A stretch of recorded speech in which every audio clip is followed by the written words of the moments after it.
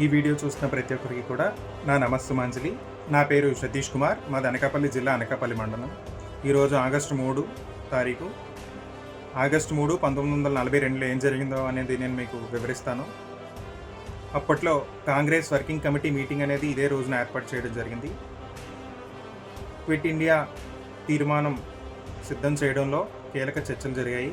ఈ కీలక చర్చల్లో మహాత్మా గాంధీ గారు డూ ఆర్ డై అనే వర్డ్ యూజ్ చేశారు. చస్తాం కానీ పోరాటం అనేది ఆపేదే లేదు అని చెప్పి ఈ యొక్క మీటింగ్లో స్పష్టతగా తెలియజేశారు. అలాగే మహాత్మా గాంధీ గారి ఉద్దేశం కూడా బయటికి చెప్పారు.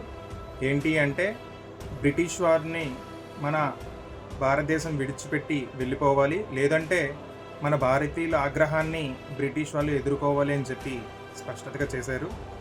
అలాగే మనం చేస్తున్న ఈ ఉద్యమం అనేది అహింసాధారణంగా చేస్తామని చెప్పి కూడా వెల్లడి చేశారు.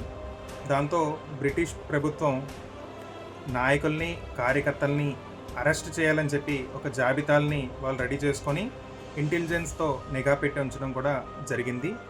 ఇటువంటి సమయంలో ప్రజల ఉత్సాహం మరియు ప్రజల చైతన్యం, అంటే మహిళలు, అలాగే కార్మికులు, యువత అంతా కలిపి ఈ ఉద్యమాన్ని జయప్రదం చేయాలని చెప్పేసి అప్పుడు అందరూ నిర్ణయించుకున్నారు. ఈ ఉద్యమం కూడా ఎలా ఉండాలి అంటే, పెన్నడు కూడా ఇటువంటి విధంగా చేయలేదు అనే విధంగా ఉండాలి. గతంలో 1942 మార్చ్, ఏప్రిల్ మధ్యలోని ఒక క్రిప్స్ మిషన్ అని చెప్పి ఒక ఉద్యమం కూడా చేయడం జరిగింది.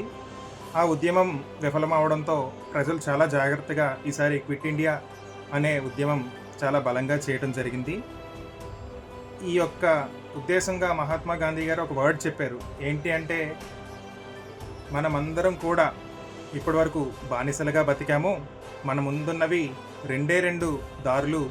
ఒకటి, భారతదేశానికి విముక్తి చేయాలి, లేదంటే మనం చచ్చిపోవాలి అనే వర్డ్తోనే ఈ ఉద్యమం అనేది ప్రారంభించడం జరిగింది. ఈరోజుకి ఇంత information. Thank you so much. ధన్యవాదాలు.